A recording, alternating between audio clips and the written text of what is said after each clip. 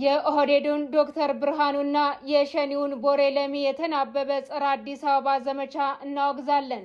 አዲስ አበባን አስመልክቶ ከቅርብ ጊዜ ወዲህ በኦሮሚያ ክልልና በፌዴራሉ አገዛዝ ውስጥ ካሉ አካላት እንዲሁም ከኦነግ ሸኒ በኩል እየተንጸባረቁ ያሉ መግለጫዎች ጉዳዩ ከተለመደው የሐሳብ ልውውጥ ባሻገር ስልታዊ በሆነ መንገድ እየተናበቡ አዲስ አበባን በኦሮሚያ ክልል ስር ለመጠቅለል የሸረቡት ሴራ መሆኑን የአዲስ አበባ ሚዲያ ምክር ቤት እየታዘበ ይገኛል።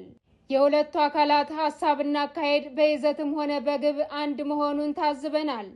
በአንድ በኩል ከኦህዴድ ብልጽግና እንደ ዶክተር ብርሃኑ ሌንጀሶ ባሉ ባለስልጣናት በኩል አዲስ አበባ በታሪክ የኦሮሞ መሬትና ንብረት መሆኗን በመጥቀስ ከተማዋን የክልል አካል የማድረግ ፍላጎት በአገዛዙ የምክክር መድረኮች እንዲራመድ በአደባባይ ሲሞገት እያየን ነው።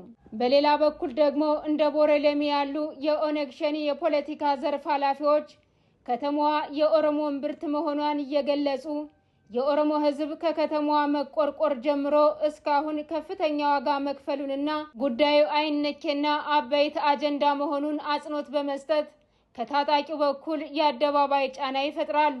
ሁለቱም አካላት ከተማዋን በባለቤትነት ለመጠቅለል የሚያደርጉት ትንተና አንድ አይነት መነሻና መድረሻ እንዳለው በገሃድ እየታየ ይገኛል።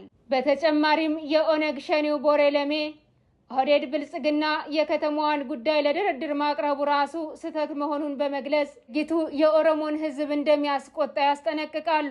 በመንግስት ስልጣንና መዋቅር ውስጥ የሚገኙ አካላት ከኒህ የሸኒ ቃል አቀባይ ተቀብለው ደግሞ አሁን የሀገሪቱ የበላይ ህገ መንግስት ነው በሚለው ህዋት ስሪቱ ህገ መንግስት አንቀጽ 49 ያለው የኦሮሚያ ልዩ ጥቅም መብት ጠባብ መሆኑን በመጥቀስ ተጨማሪ ማስጠንቀቂያ ይሰነዝራሉ።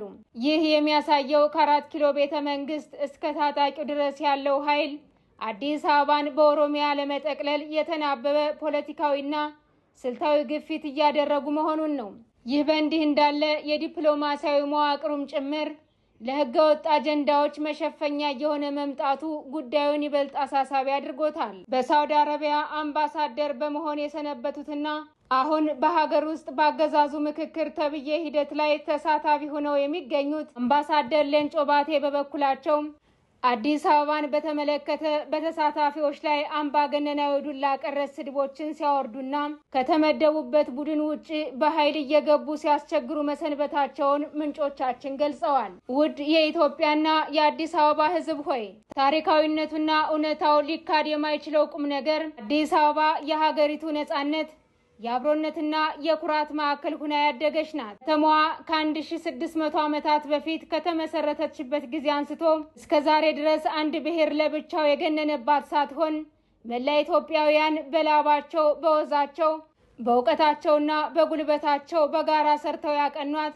የሁሉንም የዜጎችን ምቃቅም የያዘች የጋራ የቤት ውርስ ናት። ከዚህም ባሻገር የአፍሪካ ህብረትና ሌሎች ዓለም አቀፍ ተቋማት መቀመጫ ናት። ስለሆነም የዝችን የብዙሃን ላብና እውነት ያረፈባት ሀገራዊና ዓለም አቀፋዊ ማዕከል ለአንድ ብሔር ብቻ ሰጥቶ መደምደም ወይም ብቸኛ የክልል ይዞታ ማድረግ ፍጹም አፓርታዊ ዘረኛና አግላይ አካሄድ መሆኑ ሊታወቅ ይገባል። ከዚህም ባሻገር አዲስ አበባ የኢትዮጵያ የማዕከላዊ መንግስት መቀመጫ እንደመሆኗ መጠን የየትኛውም ህዝብ መብት ሳይደፈጠጥ የመላው ኢትዮጵያውያን የጋራ ይዞታ ሆና መቀጠል አለባት። ምንም እንኳን አንዱ አካል በመንግስት ስር ሆኖ በህጋዊና በሀገራዊ ምክክር መድረኮች ተቀምጦ ቢሆንም ሌላው አካል ደግሞ አገር አፈርሳለሁ ብሎ ትጥቅ ትግል ላይ ያለ ቢሆንም የሁለቱም ዓላማ አዲስ አበባን ከኢትዮጵያውያን ማዕከላዊነቷ ነጥሎ ወደ ኦሮሚያ ክልል ማጠቃለል ነው።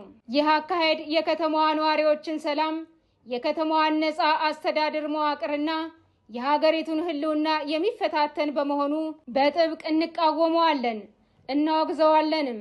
ስንተባበር እንጠነክራለን፣ እናሸንፋለን። የአዲስ አበባ ሚዲያ ምክር ቤት ነሐሴ 15 ቀን 2018 ዓ.ም